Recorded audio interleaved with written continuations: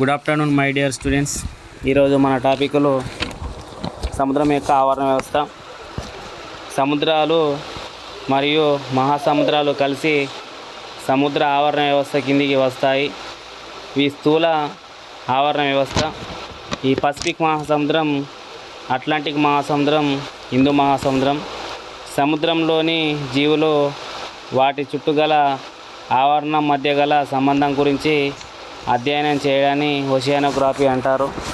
ఈ సముద్ర ఆవాసాలలో కూడా అన్ని రకాల జీవులు ఉంటాయి. ఈ సముద్ర ఆవాసం యొక్క స్థరీకరణం. ఈ సముద్ర ఆవాసం క్షితిజ సమాంతర స్థరీకరణను ప్రదర్శిస్తుంది. ఈ సముద్ర ఆవాసాన్ని ప్రధానంగా రెండు విభాగాలుగా విభజించవచ్చు. అవి పెలాజిక్ మండలం మరియు బెంతిక్ మండలం. ఈ పెలాజిక్ మండలం నీటి ఉపరితల ప్రాంతాన్ని పెలాజిక్ మండలం అంటారు. దీనిని మరలా రెండు ఉపవిభాగాలుగా విభజించారు.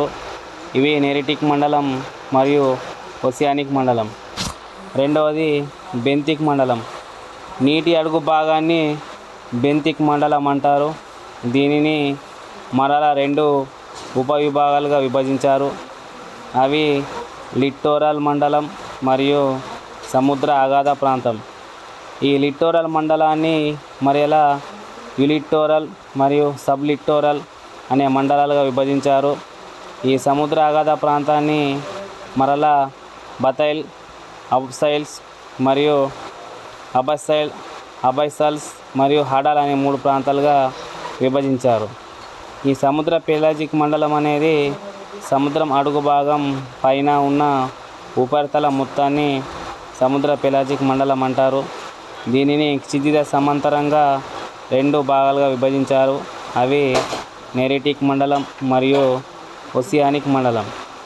ఫస్ట్ వన్ నెరిటిక్ మండలం.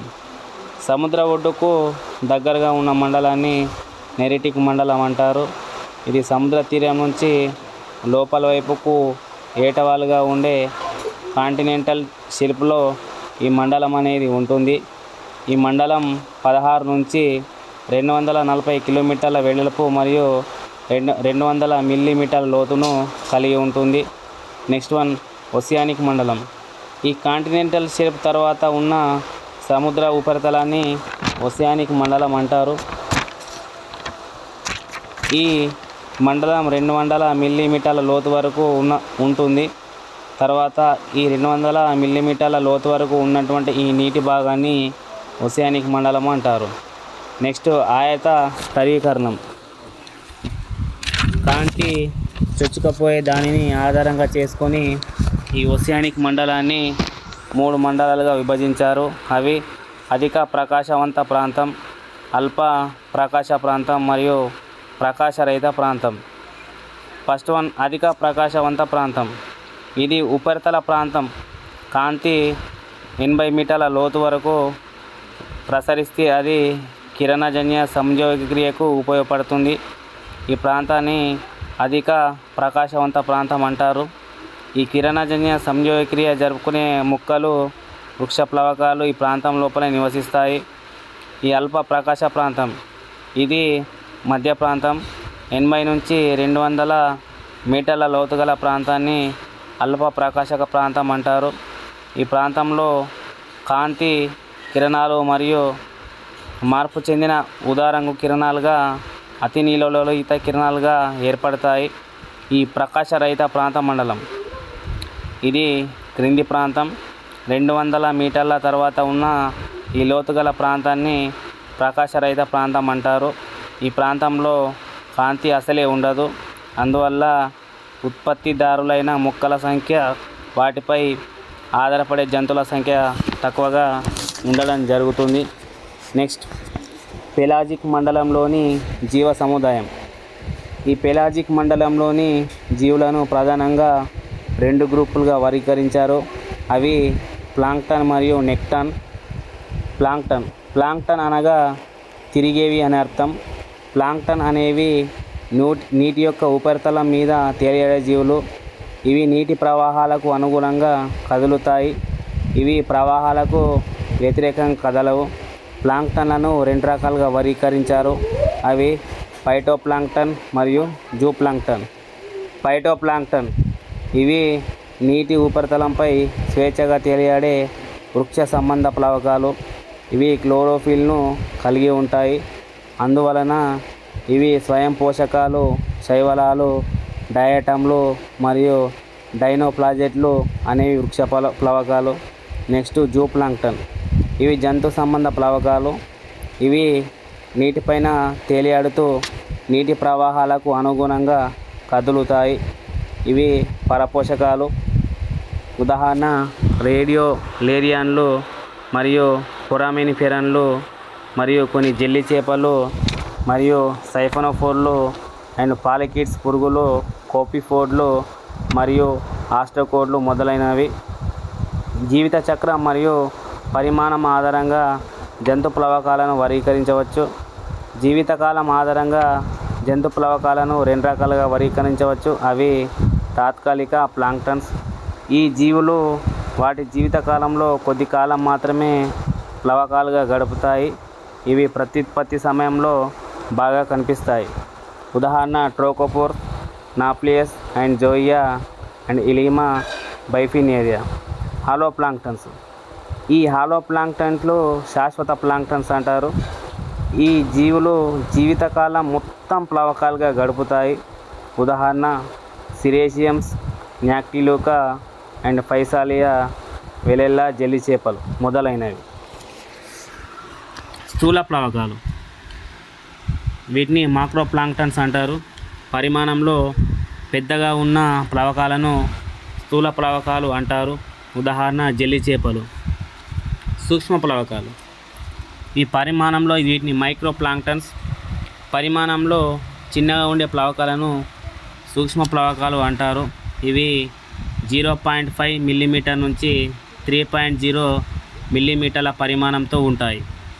Next one nano planktons. ఇవి అతి సూక్ష్మమైన ప్లవకాలు. వీటిని నానో మీటర్ల పరిమాణంలో ఉంటాయి. ఇవి 5 నుంచి 60 మైక్రాన్ల పరిమాణంలో ఉంటాయి. ఉదాహరణ డయాటమ్లు, ఏకకణ శైవలాలు. సముద్ర బెంతిక్ మండలం ఇది వెరీ ఇంపార్టెంట్. సముద్ర అడుగు భాగాన్ని సాధారణంగా బెంతిక్ మండలం అంటారు. దీన్ని 2 ఉపవిభాగాలుగా విభజించవచ్చు. అవి లిట్టోరల్ మండలం మరియు సముద్ర అగాధ మండలం. ఈ బెంతిక్ మండలం పూర్తిగా చీకటిమయమై ఉంటుంది. కాంతి అనేది ఉండదు. కనుక ఈ మండలంలో కిరణజన్య సంయోగక్రియ జరిపే జీవులు ఉండవు. ఇవి ఆహారం కోసం అడుగున ఉండే మృత కళేబరాలపైన ఆధారపడి ఉంటాయి. నెక్స్ట్ సముద్ర ప్రాంతం అడుగు ప్రాంతం మృదువైన ఊజుల చేత ఏర్పడి ఉంటుంది. ఈ ఊజులలో కర్బన పదార్థాలు కలిగిన ఫొరామినిఫెరా, రేడియోలేరియా యొక్క కర్పరాలు మరియు ఇతర జంతువులు ఉంటాయి.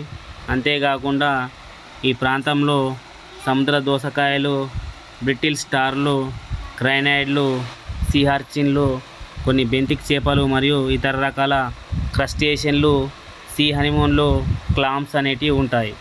నెక్స్ట్ వన్ ప్రవాలాల అవరోధాలు. ఈ ప్రవాలాల అవరోధాలు అనేవి ఉన్నత ఉత్పాదక సముద్ర ఆవరణ వ్యవస్థలు. ఈ ప్రవాలాల కాలనీలు నిరంతరం వృద్ధి చెందడం వలన ప్రవాలాల అవరోధాలు ఏర్పడతాయి. ఈ వేలాండ్ వాగున్ ప్రకారం ప్రవాల అవరోధం అనేది ఇది ఒక సున్నప్రాయ దిబ్బగా దీని ఉపరితలం సముద్ర ఉపరితలం వరకు ఉంటుంది. ఈ సిలిండరేట వర్గంలోని ప్రవాలాల జంతువుల చర్యల వలన ప్రవాల అవరోధం అనేది ఏర్పడుతుంది. ఈ ప్రవాల పాలిప్లో కార్కేరియన్ సంబంధ పదార్థాన్ని స్రవించడం వలన ప్రవాలాల అవరోధాలు ఏర్పడతాయి. రసాయనంగా ఇవి కాల్షియం కార్బోనేట్ చేత ఏర్పడతాయి. మొలస్కన్ల కర్పరాలు, ఫొరామినిఫెరన్ల కర్పరాలు, బ్రాకియోఫోడ్ల కర్పరాలు మరియు శైవలాల కాల్కేరియన్ స్రావకాలు కూడా ప్రవాలాల అవరోధాలలో అంతర్గతంగా ఉంటాయి. ఈ సముద్ర జీవులకు ప్రవాలాల అవరోధం ఒక మంచి ఆవాసంగా ఉంటుంది. ఈ ప్రవాలాల అవరోధాన్ని ఆక్రమించి సముద్ర శైవలాలు మరియు వివిధ రకాల సముద్ర జంతువులు కూడా ఉంటాయి. ఈ ప్రవాలాల అవరోధాలను ఏర్పరిచే అధికంగా రాతి ప్రవాలాలు మాట్రిఫోరియా క్రమానికి చెందిన పోరిడేటే, ఎక్రోపోరిడేటే, ఆస్టిడే మరియు మిల్లిఫోరిడే కుటుంబాల జీవులు. ఈ ప్రవాలాల అవరోధాలు అతి నెమ్మదిగా ఎదుగుతాయి. ఇవి 10 నుంచి 200 మిల్లీమైక్రాన్లు పెరుగుతాయి. ఈ ప్రవాలాల అవరోధాల నిర్మాణానికి ఉత్తమ ఉష్ణోగ్రత 21 డిగ్రీల సెంటీగ్రేడ్ నీరు కావాలి. ఇవి ఉష్ణమండలం సముద్రాలలో మాత్రమే పెరుగుతాయి, శీతల జలాల్లో పెరగవు. ప్రవాలాల అవరోధాలు నీటిలో 30 మీటర్ల లోతులో బాగా పెరుగుతాయి. వీటి విస్తరణ అంత నిలువుగా ఉంటుంది. కొరల్ పాలిప్లు పసుపు ఆకుపచ్చ లేదా గోధుమ రంగులో ఉంటాయి, కానీ ప్రవాలాల అస్థిపంజరాలు తెలుపు రంగులో ఉంటాయి.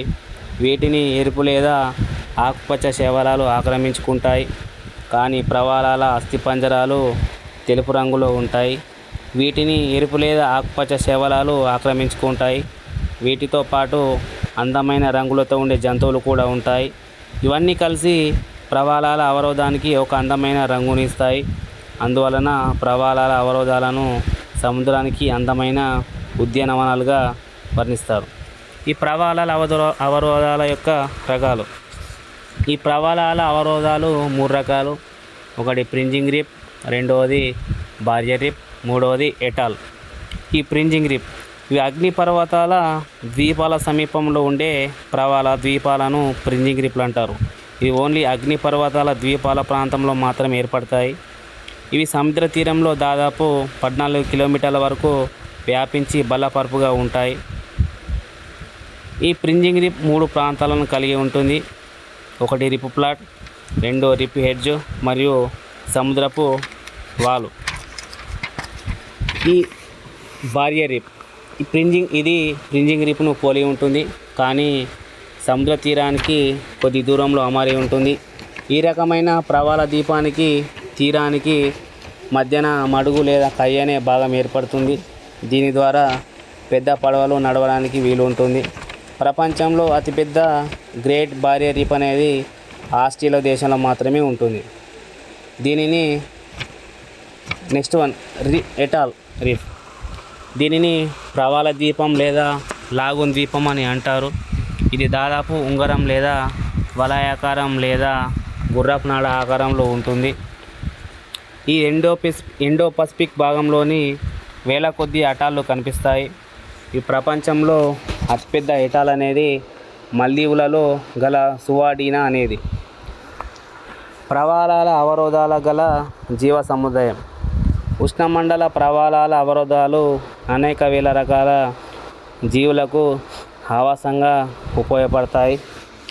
ఈ ప్రవాలాల అవరోధాలు ఈ క్రింది జీవన సముదాయంగా ఉంటుంది. ఒకటి వృక్ష సంపద. ప్రవాలాలు జంతువులు అయినప్పటికీ ప్రవాలాల ఆవరణ వ్యవస్థలో శైవలాలు మరియు సముద్రపు కలుపు మొక్కలు అధికంగా ఉంటాయి. ఈ వృక్ష సంపదలలో ఇవి క్రింద జాతులు ఉంటాయి. ఉదాహరణ sargassums, ulva, enteromorpha and polysiphonia and chaetomorpha, gracilaria and turbinaria. Next జంతు సంపద. ప్రవాలాల అవరోధంలో ఈ కింద వైవిధ్యభరితమైన జంతువులు ఉంటాయి. ఒకటి ప్రవాలాలు, ఫోరైడ్స్, మాంటిఫోరా అండ్ మాట్రిఫోరా. స్పాంజికలు, స్పైరాస్టెల్లా, ఇంకోస్ట్రాన్స్ మరియు callyspongia fibrosa. Next coelenterates. Sertularia, ఈటేటియం, ఆనెలిడ్లు, నీరిస్, పాలిస్నోవా, లెపిడోడాంటస్. మొలస్కన్లు, డోరిస్ అండ్ డెండ్రోడోరిస్. ఇకెనోడెర్ములు, అలోథురైడియా, ఆట్రోపోస్క్రాబ్స్.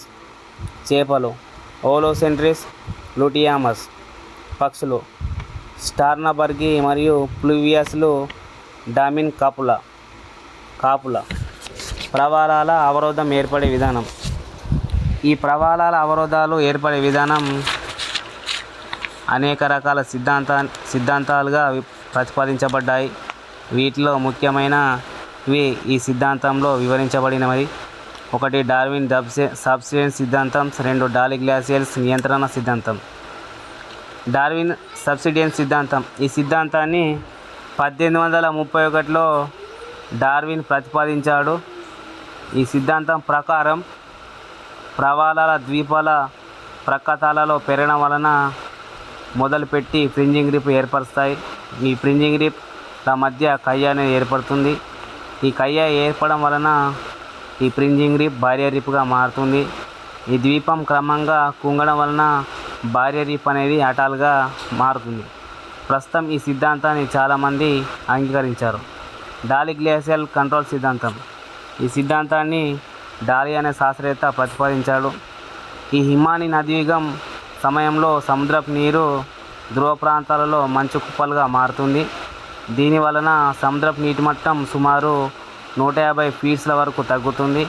అందువలన బురద లేదా ఇసుకతో ఏర్పడిన చదునైన పేటికలు బయటికి కనిపిస్తాయి. ఈ హిమాని అంతర్యుగంలో మంచు కరగడం వలన సముద్రం యొక్క నీటి మట్టం పెరిగి సముద్రపు వేదికలు క్రమంగా కప్పుకుపోతాయి. ఈ వేదిక పైన ప్రవాలాలు పెరిగి ప్రస్తుతం బారియర్ రీఫ్లను అటాలను క్రమంగా ఏర్పరుస్తాయి.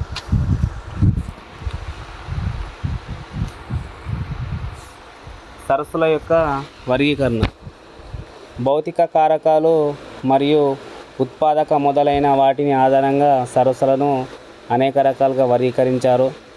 హచిన్సన్ అనే శాస్త్రవేత్త ఉష్ణోగ్రత ఆధారంగా సరస్సులను ద్విమిశ్రమం సరస్సులు, ఏకమిశ్రమం సరస్సులు మరియు బహుమిశ్రమం సరస్సులుగా విభజించారు. ద్విమిశ్రమం సరస్సులు ఒక సంవత్సరంలో 2 ఋతువుల్లో 2 సార్లు సరస్సులలోని నీరు సమర్థవంతమైన వలయ ప్రసరణ వలన ఏకరీతిలో సమంగా కలిసిపోవడాన్ని ద్విమిశ్రమం అంటారు. ఏకమిశ్రమం సరస్సులు. ఈ ఏకమిశ్రమం సరస్సులు మరలా శీతల ఏకమిశ్రమం మరియు ఉష్ణ ఏకమిశ్రమం సరస్సులుగా విభజించవచ్చు. ఈ శీతల ఏకమిశ్రణం ఇక్కడ నీటి ఉష్ణోగ్రత 4 డిగ్రీల సెంటీగ్రేడ్ కంటే ఎక్కువగా మించదు. ధ్రువ ప్రాంతాలలో ఈ ఉష్ణోగ్రత అనేది ఉంటుంది. ఈ మిశ్రణం ఋతువుననుసరించి జరుగుతుంది. ఇది వేసవి కాలంలో జరుగుతుంది. సంవత్సరంలో ఒకేసారి జరగడం వలన ఏకమిశ్రణం అంటారు. ఈ ఉష్ణ ఏకమిశ్రమం ఇక్కడ కూడా నీటి ఉష్ణోగ్రత ఎప్పుడు 4 డిగ్రీ సెంటీగ్రేడ్ కంటే తక్కువగా ఉండదు. సమశీతోష్ణ మండలాల్లో ఈ ఉష్ణోగ్రత శీతాకాలంలో మాత్రమే మిశ్రణం జరుగుతుంది. బహుమిశ్రణం సరస్సులు. పాలిమియాటిక్ లేక్స్. వలయ ప్రసరణలు సంవత్సరం పొడుగుతో నిరంతరం జరగడం మిశ్రమం కూడా ఎప్పుడు జరుగుతుందో ఉంటుంది. ఈ చాలా ఎత్తైన ప్రాంతాల్లో, భూమధ్యరేఖ ప్రాంతాల్లో కూడా జలాశయాలలో ఈ మిశ్రణం జరుగుతుంది. సరస్సులలోని ప్రత్యేకమైన రకాలు. డిస్ట్రోపిక్ సరస్సులు. ఈ రకమైన సరస్సులలో నీరు స్వచ్ఛంగా ఉండక మట్టి రంగులో ఉంటుంది. నీటిలో హ్యూమిక్ ఆమ్ల గాఢత అనేది అధికంగా ఉంటుంది. దీనివలన pH కూడా బాగా తక్కువగా ఉంటుంది. ఈ వృక్ష సంబంధమైన వ్యర్థ పదార్థాలు తీరంలో నిండుకొని ఉంటాయి. లోతు ఎక్కువగా ఉన్న పురాతన సరస్సులు. ఈ పురాతన సరస్సులలో రష్యాలోని బైకాల్ సరస్సు అతి ప్రాముఖ్యమైనది. ఇది ప్రపంచంలోని అతి లోతైన సరస్సు. కొన్ని మిలియన్లు సంవత్సరాల క్రితం భౌమ కదలికల వల్ల ఈ సరస్సులు ఏర్పడి ఉంటాయి. ఆస్ట్రేలియాలో ఉండే కొన్ని విశిష్టమైన జంతువులు బైకాల్ సరస్సుకు పరిమితమై ఉండడం వలన ఈ సరస్సును మంచినీటి ఆస్ట్రేలియా అంటారు. ఎడారి ఉప్పునీటి సరస్సులు. పొడి వాతావరణంలో అవక్షేపం కంటే బాష్పీకరణం ఎక్కువగా ఉన్న అవసాదన కాల్వ ప్రాంతాల్లో ఈ సరస్సులు ఏర్పడతాయి. ఈ సరస్సులలో లవణ గాఢత అనేది అధికంగా ఉంటుంది. ఈ లవణ గాఢతను తట్టుకొనగల సహన శక్తి ఉన్న జీవులే ఇక్కడ జీవించగలుగుతాయి. ఎడారి క్షార సరస్సులు. అగ్నిశీల ప్రవాహాల వల్ల పొడి వాతావరణంలో ఇవి ఏర్పడతాయి. ఇక్కడ నీటి pH, కార్బోనేట్లు గాఢత అనేది అధికంగా ఉంటుంది. ఉదాహరణ నవాడా, యుఎస్లోని పిరమిడ్ సరస్సు ఎడారి క్షార సరస్సు. అగ్నిపర్వత సరస్సులు. ఈ సరస్సులు అగ్నిపర్వతాలకు సమీపంలో ఉంటాయి. ఇవి కరిగిన మాగ్మా లేదా శిల పదార్థాల నుంచి నీరు ఈ సరస్సులోకి చేరుతాయి. రసాయనాలు అధికంగా ఉంటాయి. జీవించడానికి ఎక్కువగా అనుకూలంగా లేనందున వల్ల వీటిలో జీవజాతులు చాలా తక్కువగా. జపాన్, ఫిలిప్పీన్లలోని సరస్సులు మంచి ఉదాహరణలు. ఈ కొలను లేదా సరస్సు ఆవరణ వ్యవస్థ. కొలను జల ఆవరణ వ్యవస్థ ఒక మంచి ఉదాహరణ. ఇది స్థిర మంచినీటి జల ఆవరణ వ్యవస్థ. లెంటిక్ కొలనులోని నీటిలో సూర్యకాంతి ఉపరితలం నుంచి 200 మీటర్ల లోతు వరకు మాత్రమే ప్రసరిస్తుంది. వీటి యొక్క కాంతి తీవ్రత, ఉష్ణోగ్రత, పీడనాలను ఆధారంగా చేసుకొని కొలనులను నిలువుగా 3 ప్రాంతాలుగా స్థానికరించారు. అవి వేలాంచ మండలం, రెండవది లిమ్నటిక్ మండలం, మూడవది ప్రొపాండల్ మండలం. ఒడ్డుకు దగ్గరగా ఉన్న లోతు తక్కువ ఉన్న ప్రాంతాన్ని వేలాంచ మండలం అంటారు. ఈ మండలంలో కాంతి నీటి అడుగు వరకు విస్తరిస్తుంది. ఇక్కడ ఎక్కువగా నీటి మొక్కలు పెరుగుతాయి. అందువల్ల కిరణజన్య సంయోగక్రియ రేటు అధికంగా ఉండి ఆక్సిజన్ పరిమాణం ఎక్కువగా ఉంటుంది. ఈ మండలంలో జీవ సమాజాలు, ఉత్పత్తిదారులు, వినియోగదారులు ఉంటాయి. ఫస్ట్ వన్ ఉత్పత్తిదారులు. ఈ ఉత్పత్తిదారులుగా వృక్ష ప్లవకాలు మొక్కలుగా ఉంటాయి. ఈ వేలాంచ మండలంలోని వృక్ష ప్లవకాలలో డయాటంలు, ఆకుపచ్చ శైవలాలు, యూగ్లినాయిడ్లు, డైనోప్లాజెట్లు ఉంటాయి. వేర్లుగల మొక్కలు 3 రకాలుగా ఉంటాయి. అవి బహిర్గామి మొక్కలు, రెండవది తేలియాడే మొక్కలు, మూడవది నీటిలో మునిగి ఉండే మొక్కలు. నెక్స్ట్ ఫస్ట్ వన్ బహిర్గామి మొక్కలు. ఈ మొక్కల వేళ్ళు నీటి అడుగు భాగంలోను కొమ్మలు, పత్రాలు నీటి ఉపరితలంపైన ఉంటాయి. వీటిని ఉభయచర మొక్కలు అంటారు. ఉదాహరణ టైపా, సాజిటేరియా. తేలియాడే మొక్కలు. బహిర్గామి మొక్కల తర్వాత ఉండేవి వేళ్ళు కలిగిన తేలియాడే మొక్కలు. వీటి పత్రాలు పెద్దవిగా ఉండి నీటిపై తేలుతూ కిరణజన్య సంయోగక్రియను జరుపుతాయి. ఉదాహరణ పిస్టియా అండ్ ఉల్పియా అండ్ నింపియా, ఐకర్నియా. నీటిలో మునిగి ఉండే మొక్కలు. తేలియాడే మొక్కల తర్వాత తీర ప్రాంతం నుంచి దూరాన వ్రేలు కలిగిన మునిగి ఉండే మొక్కలు ఉంటాయి. వీటిని వాలిస్నేరియా లేదా కారా హైడ్రిలా అంటారు. వినియోగదారులు. వేలాంచ మండలంలో వినియోగదారులైన జంతువులు అధిక సంఖ్యలో ఉంటాయి. అవి జంతు ప్లవకాలు, మ్యూస్టాన్లు, నెక్టాన్ అండ్ పెరిఫైటన్ అండ్ బెంతాస్లు. జంతు ప్లవకాలు. నీటిపై తేలియాడే జంతువులను జంతు ప్లవకాలు అంటారు. ఉదాహరణ ప్రోటోజోవన్లు, రోటిఫెరులు, క్రస్టేషన్లు అండ్ కోఫిడ్లు. న్యూస్టాన్లు. నీటి ఉపరితలంలో గల గాలి, నీరు కలిసే ప్రాంతాల్లో ఉండే జంతువులను న్యూస్టాన్లు అంటారు. ఇవి 2 రకాలు, ఎపిన్యూస్టాన్ అండ్ హైపోన్యూస్టాన్స్. నెక్టాన్లు. ఈదగలిగే జంతువులని నెక్టాన్స్కి చెందుతాయి. ఉదాహరణ చేపలు, ఉభయచరాలు, నీటి సర్పాలు మరియు తాబేలు. నీటి తేలు. వీటిని నోటోనెక్టా వెనుకకు ఈదే జీవి. పెరిఫైటాన్లు. ఇవి నీటి మొక్కలపై అంటిపెట్టుకున్న జంతువులను పెరిఫైటాన్లు అంటారు. ఇవి నీటి సర్పాలు, తాబేళ్ళు, నీటి తేళ్ళు.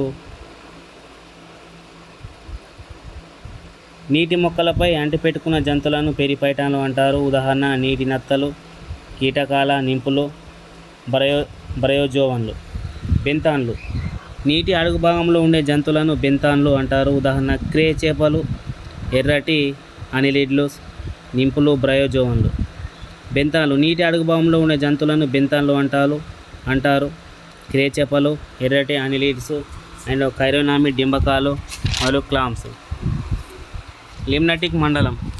ఇది తీరానికి దూరంగా ఉండే జలాశయ ప్రాంతం. ఇక్కడ కిరణజన్య సంయోగ రేటు శ్వాసక్రియ రేటుతో సమానంగా ఉంటుంది. కొలనులో ఇది అతిపెద్ద మండలం. ఈ మండలంలో జీవ సమాజాలు, ఉత్పత్తిదారులు, వినియోగదారులు. ఈ మండలంలో కేవలం వృక్ష ప్లవకాలు మాత్రమే ఉత్పత్తిదారులుగా ఉంటాయి. ఉదాహరణ యూగ్లినాయిడ్లు, డయాటమ్స్ అండ్ సైనోబాక్టీరియా అండ్ డైనోప్లాజెలెట్లు. ఆకుపచ్చని శైవలాలు. ఈ జంతు ప్లవకాల జీవులైన కోపిడ్లు మొదలైనవి ఈ మండలంలోని వినియోగదారులు. కొన్నిసార్లు చేపలు, కప్పలు, పాములు మొదలైనవి లిమ్నాటిక్ నెప్టాన్లు ఉంటాయి. నెక్స్ట్ వన్ ప్రొపాండల్ మండలం. ఇది లిమ్నాటిక్ మండలానికి కింద ఉన్న లోతైన నీటి ప్రదేశం. కాంతి అనేది ఉండదు. కిరణజన్య సంయోగక్రియ జీవులు ఉండవు.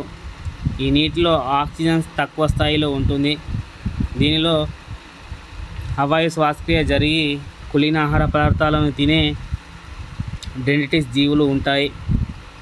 ఈ కైరోనామి డింబకాలు, ఎరుపు అనిలిడ్లు, బ్యాక్టీరియాలు అధిక సంఖ్యలో ఉంటాయి. ఇవి మృతి చెందిన మొక్కలను, జంతువులను విచ్ఛిన్నపరిచి అందులో గల పోషక పదార్థాలను విడుదల చేస్తాయి. వీటిని వేలాంచల లిమ్నాటిక్ మండలాల్లో జీవ సమాజాలుగా వినియోగించుకుంటాయి. సరస్సు మార్పోమెట్రీ.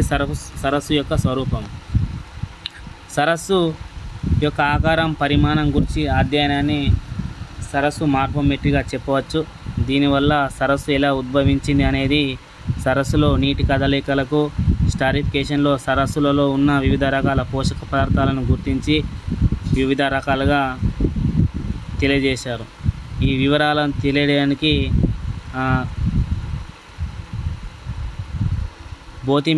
మెట్రిక్ మ్యాప్ను ఉపయోగిస్తారు.